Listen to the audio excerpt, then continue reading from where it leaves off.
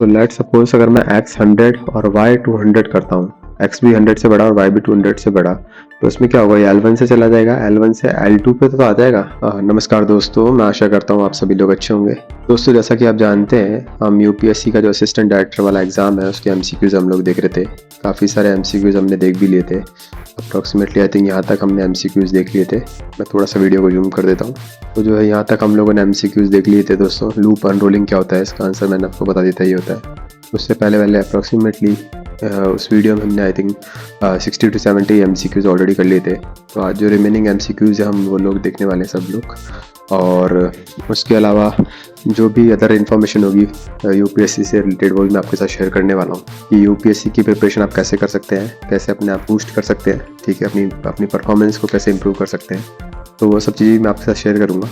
एक और चीज़ है दोस्तों, मेरे पास काफ़ी रिक्वेस्ट आ रही है, ठीक है, जो मैंने लास्ट टाइम जो आपके साथ सिलेबस शेयर किया था, ठीक है, ये जिसमें कि मैंने आपको सारे के सारे बताए थे टॉपिक्स, कौन कौन से टॉपिक्स इसमें रहने वाले हैं।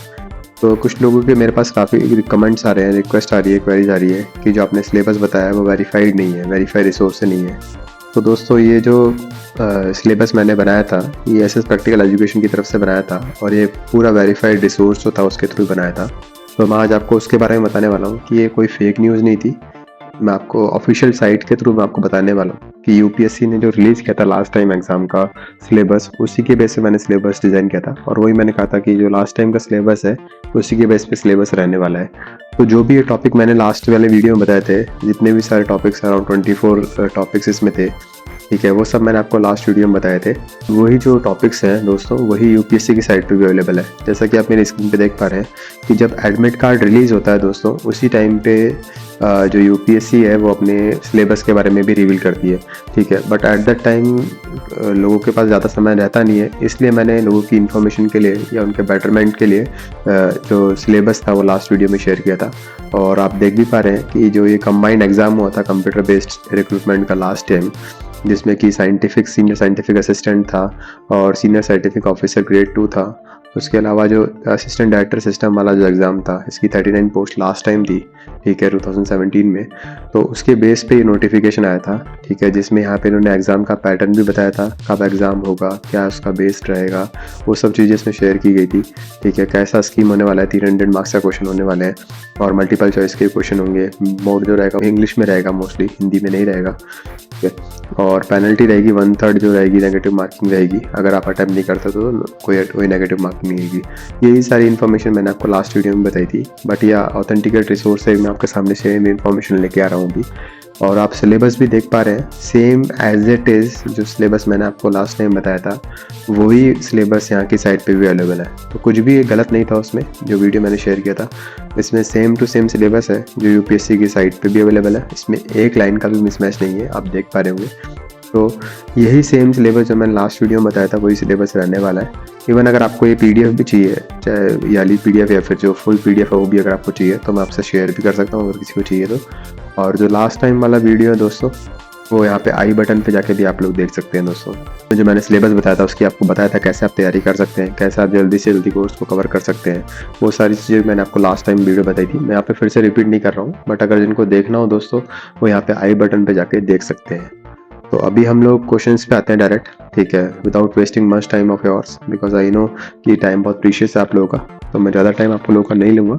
डायरेक्ट हम लोग क्वेश्चंस पे आएंगे। ये जो क्वेश्चंस हमने लास्ट टाइम देख लिए थे यहाँ तक, अब उसके आगे से हम लोग आज क्वेश्चन देखने वाले हैं दोस्तों। तो consider the following syntax directed definition. ये एक डायरेक्टेड डेफिनेशन हम लोग को दी है। डी जो है ये TL1 को पॉइंट कर रहा है। टी जो है एक इंट टाइप का इंटीजर है, ठीक है। और यहाँ पे जो सिमेंटिक रूल बने हुए हैं, यहाँ पे हम L1 डॉट टाइप में T डॉट टाइप असाइन कर रहे हैं। T यानी कि मे भी कोई टेबल है T और उसका टाइप हम L1 में असाइन कर रहे हैं, ठीक है। और जो T डॉट टाइप है उसमें हम इंटीजर असाइन कर रहे हैं। फिर T डॉट टाइप में हम फ्लोट भी असाइन कर रहे हैं, ठीक है। और L2 डॉट टाइप जो है उसमें L का जो टाइप है वो असाइन कर रहे हैं, ठीक है। और फिर एक ये फंक्शन है ऐड टाइप, इसमें हम 2 पैरामीटर पास कर रहे हैं। ऐसे ही जो लास्ट वाली वैल्यू LID उसमें भी हम ऐड टाइप फंक्शन कॉल कर रहे हैं। अब क्वेश्चन ये कह रहा है कि which of the attribute leads to the above definition are inherited. Basically inheritance की प्रॉपर्टी के बारे में पूछना चाह रहा है कि कौन कौन से जो इसमें से हैं वो इनहेरिटेंस पे इनहेरिटेड है। तो अगर आप देखेंगे कि L1 डॉट टाइप जो है दोस्तों T डॉट टाइप को कॉल कर रहा है, यानी अपनी एक तरह से क्लास को या फिर हम बेस क्लास का है इसको या पेरेंट क्लास का है उसके टाइप को कॉल कर रहा है।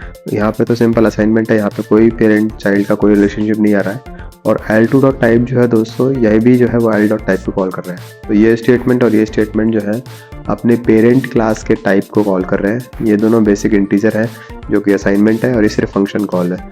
तो जो इनहेरिट प्रॉपर्टी फॉलो कर रहा है वो L1 डॉट टाइप भी कर रहा है और L2 डॉट टाइप भी कर रहा है। तो ऑप्शन में अगर हम देखेंगे बोथ L1 डॉट टाइप और L2 डॉट टाइप जो है ये इस इनहेरिटेंस की प्रॉपर्टी को फॉलो कर रहे हैं। तो आई होप आपको समझ में आ गया होगा। यही मैंने यहाँ पे एक्सप्लेन भी कर रखा है कि both L1 and L2 type are from T dot type and L dot type respectively, hence they both are inherited. तो I hope you got that point. अब हम लोग अगले क्वेश्चन पे आते हैं। ये कह रहा है consider the following 3 address code corresponding to the some high level flow of control statement having a conditional expression। ये conditional expression E दिया हुआ है, ठीक है। conditional expression E दिया हुआ है, वो true होगा या false होगा, तो उसके बेस पे ये जो है ये कंडीशन जो है कॉल हो रही है। जो एक्सप्रेशन है सबसे पहले E जो एक्सप्रेशन है इसको हम लोग एक बार पढ़ लेते हैं। अगर if x is greater than 100 then go to L1। अगर x 100 से बड़ा है तो L1 पे जाएगा, ठीक है। और अगर बड़ा नहीं है तो L2 पे जाएगा। लेट सपोज x की जो वैल्यू है वो 101 है या 105 है जो कि 100 से बड़ा है, तो हम y पे आ जाएंगे, L1 स्टेटमेंट पे आ जाएंगे। ये L1 स्टेटमेंट को पॉइंट करेगा और y जो है वो 200 से बड़ा है, ठीक है। लेट सपोज अगर y की वैल्यू 200 से बड़ी यानी 203 है तो ये क्या करेगा, गो टू E.2 पे चला जाएगा ये, ठीक है। E.2 डाट स्टेटमेंट पे चला जाएगा यहाँ पे। और अगर ये बड़ा नहीं है यानी कि इसकी वैल्यू जो है वो 195 है या 200 से वैल्यू छोटी है, तो ये क्या करेगा, L2 स्टेटमेंट पे जाएगा, ठीक है। L2 स्टेटमेंट पे हो गया। अब Z की वैल्यू अगर 300 से बड़ी है यानी कि 303 है तो E डॉट फॉल्स जो है वो स्टेटमेंट एग्जीक्यूट हो जाएगा, ठीक है दोस्तों। अब ये तो हमने सिर्फ एक लूप फॉलो किया है कि लूप कैसे फॉलो होगा। अब हमारे पास क्वेश्चन तो अब है identify the correct high level statement corresponding to the above TAC। जो हाई लेवल स्टेटमेंट है वो कौन सा इसमें से करेक्ट है। तो लेट सपोज अगर मैं x 100 और y 200 करता हूँ, ठीक है, x 100 और y 200 करता हूँ, x भी 100 से बड़ा और y भी 200 से बड़ा, तो इसमें क्या होगा, ये L1 से चला जाएगा, L1 से L2 पे तो आ जाएगा बट ये सीधा E.2 पे चला जाएगा। ये L1 पे तो आ जाएगा बट L2 स्टेटमेंट पे नहीं आएगा फर्स्ट वाले केस में। तो फर्स्ट वाला केस तो पॉसिबल नहीं हुआ। और अगर x जो है वो 100 से बड़ा है और y 200 से बड़ा है, ठीक है, तो मान लो कि x 100 से बड़ा है तो L1 पे गया, L1 और फिर y भी 200 से बड़ा है यानी कि 205 इसकी वैल्यू है, तो ये भी बड़ा है, तो ये क्या होगा, E.2 पे चला जाएगा, ठीक है। या तो ये हो या फिर Z जो है वो 300 से बड़ा हो। Z की वैल्यू अगर मान लो कि ये स्टेटमेंट फॉल्स हो जाता है तो Z की जो वैल्यू है वो 300 से बड़ी होनी चाहिए, तभी वो E.डॉट फॉल्स हो जाएगा। तो मेरे हिसाब से ऑप्शन नंबर बी जो है वो करेक्ट बैठ रहा है, ठीक है। या तो ये दोनों वैल्यू फाइंड होनी चाहिए, अगर दोनों वैल्यू ट्रू सेटिस्फाई हो जाएगी तो E.डॉट स्टेटमेंट पे चला जाएगा, और अगर ये दोनों सेटिस्फाई नहीं होती है तो फिर Z को 300 से बड़ा होना ही पड़ेगा लास्ट वाले स्टेटमेंट को सेटिस्फाई करने के लिए, ठीक है। तो ये ऑप्शन नंबर बी सही बैठ रहा है। थर्ड ऑप्शन पे अगर हम जाएंगे तो x 100 से बड़ा हो गया, एल्स इफ y 200 से बड़ा एंड z 300 से बड़ा, ये स्टेटमेंट कॉन्ट्राडिक्ट होंगे। y 200 से जैसे ही बड़ा होगा E.2 पे चला जाएगा, ठीक है, और z अगर 300 से बड़ा होगा तो ये E.डॉट फॉल्स पे चला जाएगा, जो कि गलत हो जाएगा दोस्तों। तो ये ऑप्शन नहीं फिट बैठेगा, ये ऑप्शन ये गलत हो जाएगा। और फोर्थ ऑप्शन कह रहा है कि x जो है वो 100 से बड़ा, y 200 से बड़ा या z 300 से बड़ा। ये तो कोई कंडीशन ही नहीं हुई, ये तो प्रॉपर कंडीशन फॉलो ही नहीं हो रही। ये तीनों में से और करके हम अगर जाएँ तो मान लो कि ये 101 हो गया यानी x1 से बड़ा हो गया, बट ये छोटा हो गया, तो ये क्या होगा, ये छोटा होते ही E.2 पे चला जाएगा, L2 पे जाएगा ही, तो इसलिए ये स्टेटमेंट गलत हो जाएगा। तो यहाँ पे जो ऑप्शन करेक्ट और फिट बैठ रहा है वो ऑप्शन नंबर बी बैठ रहा है दोस्तों। आप देख भी पा रहे हैं, first condition check x if true y is checked, if y fails then control goes to L2। अगर y फेल हो गया यहाँ पे तो ये जो कंट्रोल है वो L2 पे चला जाएगा और L2 जो है वो थर्ड कंडीशन को सेटिस्फाई कर देगा। अब हमारे पास अगला क्वेश्चन है, what is the result of following Java code. एक कोड दिया हुआ है, एक इंट वैल्यू है, एक फ्लोट वैल्यू है, ठीक है, और SOP यानी system dot out dot println में var1 प्लस var2 इसको हम कॉन्कैटिनेट कर रहे हैं। ये सिंपल, ये तो हार्ड कोडेड स्टेटमेंट है जो कि var1 प्लस var2 आएगा, ठीक है। var1 plus var2 is equals to यहाँ पे v1 प्लस v2। ये जो है ये हार्ड कोडेड वैल्यू है दोस्तों, सिर्फ कॉन्कैटिनेट हो रहा है ये 1 2 3 और इसके साथ कॉन्कैटिनेट हो जाएगा 110 और 110.1 और 14, ये सिंपल कॉन्कैटिनेट हो जाएगा। इट मीन्स कि ये दोनों स्टेटमेंट जो है कॉन्कैटिनेट होके एक साथ आ जाएंगे, और इसमें कुछ भी नहीं हो रहा है दोस्तों। हालांकि इसमें यहाँ पे var1 प्लस var2 भी लिखा हुआ आना चाहिए था, बट वो उन्होंने किसी भी ऑप्शन में नहीं दिया है, इसलिए बाय डिफ़ॉल्ट हम ये मान के चलेंगे कि ऑप्शन नंबर ए जो है वो करेक्ट है। अगर किसी और ऑप्शन में var1 प्लस var2 दिया होता तो वो var1 प्लस var2 प्लस ये वैल्यू अगर दी होती तो वो ऑप्शन फिट बैठता, बट यहाँ पे किसी में भी नहीं दिया हुआ, तो हमको बाय डिफ़ॉल्ट ये आंसर करना पड़ेगा। अब आते हैं हम अगले क्वेश्चन पे दोस्तों। Consider the following statement about Java integer type. Java integer type byte can support a maximum of value 127, 0 से 127 तक ये वैल्यू होती है, टोटल 128 नंबर से सपोर्ट करता है दोस्तों बाइट, तो ये ऑप्शन इसका करेक्ट है बिल्कुल। Int type has a size of 2 byte. 2 byte की साइज़ नहीं होती दोस्तों, इसमें 4 बाइट की साइज़ होती है इंट में।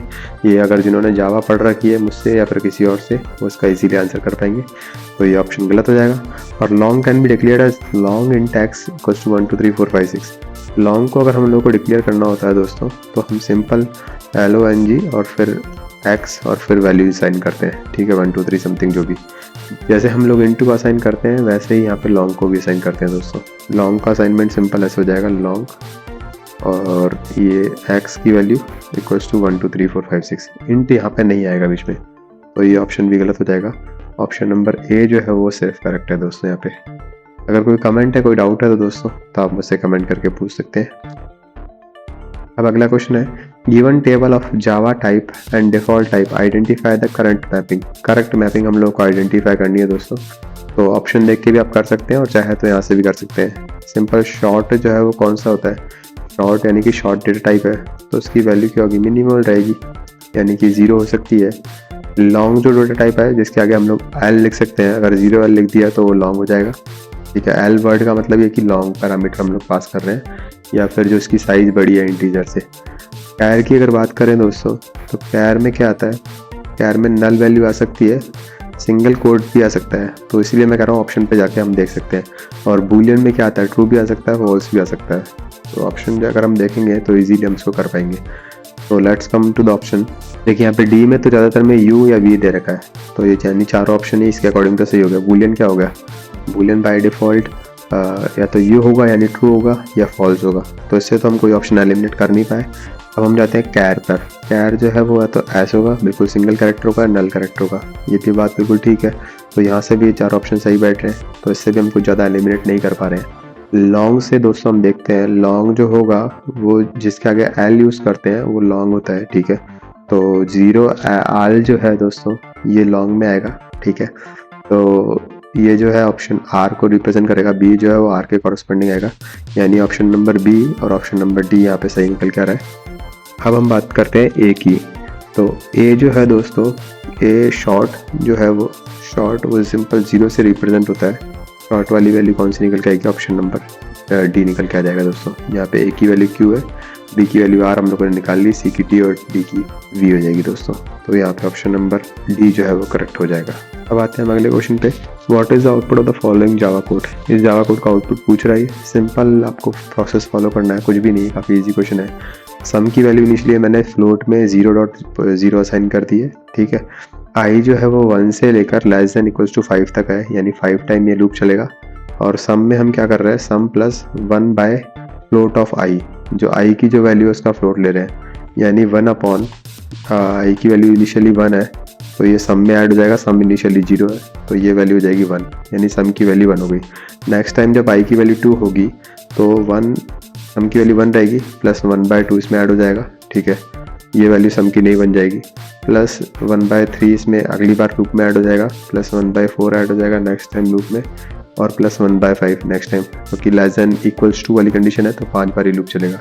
तो जब हम इसको सम करेंगे 1 प्लस 1/2 प्लस 1/3 प्लस 1/4 प्लस 1/5, तो जो इसका आंसर निकल के आएगा दोस्तों, तो वो ऑप्शन नंबर ए निकल के आएगा, यानी 2.2833 जो है वो इसका करेक्ट आंसर हो जाएगा। ये यहाँ पे एक्सप्लेन भी करके है।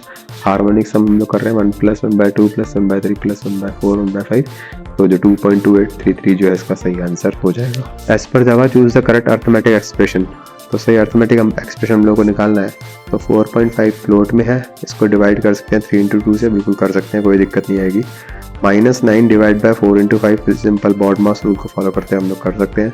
-9 डिवाइड बाय 4 मॉड्यूलेटर 5, मॉड्यूलेटर पहले एग्जीक्यूट होगा तो वो पहले एग्जीक्यूट हो जाएगा, फिर उसके बाद वो डिवाइडेशन पे चला जाएगा। ये जो दोस्तों ऑप्शन है ये थोड़ा सा ट्रिकी है, ठीक है। 7.5 को आप मॉड्यूलेट कर रहे हो तो रिमाइंडर कैसे निकालोगे, रिमाइंडर नहीं निकाल पाओगे। वैसे तो ये ऑप्शन भी आज जावा में एग्जीक्यूट हो सकता है, बट अगर सारे ऑप्शन को हम देखें तो ये जो है इससे कोई मतलब कोई वैल्यू मेरे पास निकल के नहीं आ रही है। ये जो है ऑप्शन नंबर ये गलत हो जाएगा। तो 1, 2 एंड 3 जो है स्टेटमेंट करेक्ट हो जाएंगे, 1, 2 एंड 3 तो करेक्ट हो जाएंगे और ऑप्शन नंबर डी जो है वो गलत हो जाएगा। करेक्ट स्टेटमेंट यहाँ पे हमसे पूछा था। अब आते हैं दोस्तों अगले क्वेश्चन पे।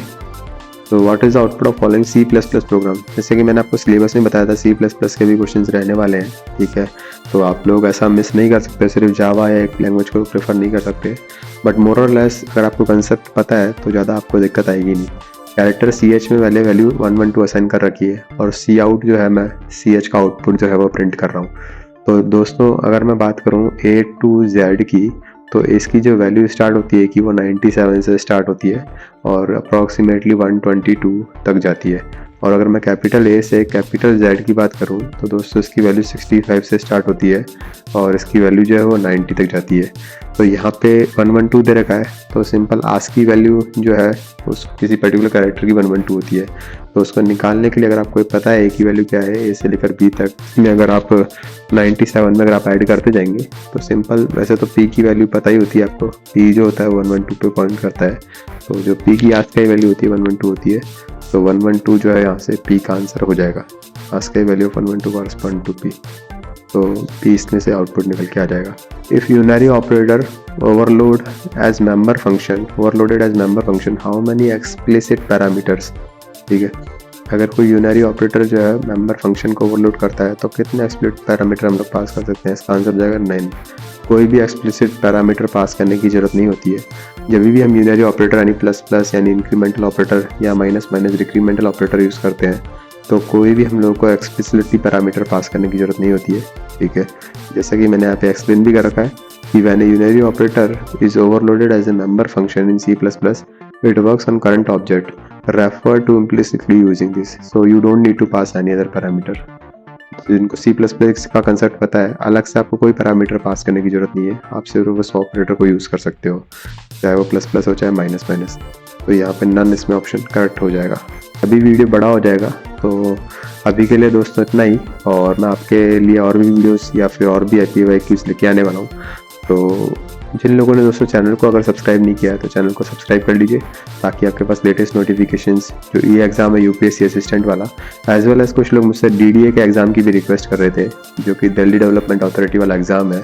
उस एग्ज़ाम के लिए भी काफ़ी लोग रिक्वेस्ट कर रहे थे उसके PYQs के लिए, तो मैं उनके लिए भी एक बहुत जल्दी सीरीज़ लेके आने वाला हूँ, और मैं बहुत जल्दी उन पर भी PYQs आप लोगों के लिए लेके आने वाला हूँ, ताकि आप लोग उसको भी ईजिली सॉल्व कर पाएँ।